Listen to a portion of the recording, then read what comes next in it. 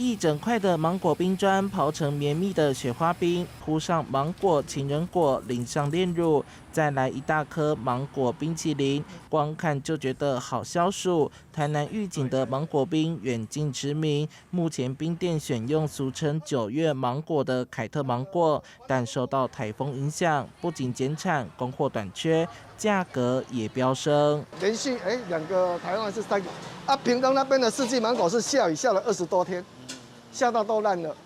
我们山上的产地也有，那边也是台湾的影响，所以都坏掉。凯特卖袂到这关价啦，今年真正上悬的，够好吃。这170红凯特。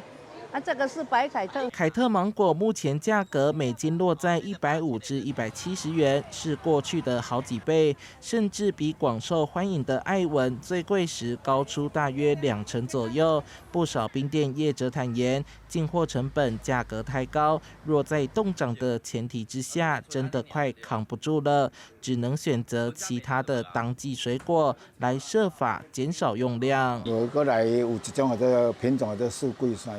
1年4季的四季芒果，没有新鲜的，我们就是用冷冻的爱文。会有秋天的水果，以番茄啊、西瓜或葡萄会以为基础，那之后就会等候那个大湖新鲜的草莓做冰这样子。市区的网红冰店芒果季早早结束，在草莓季来临之前，只能派当令的番茄和葡萄上场。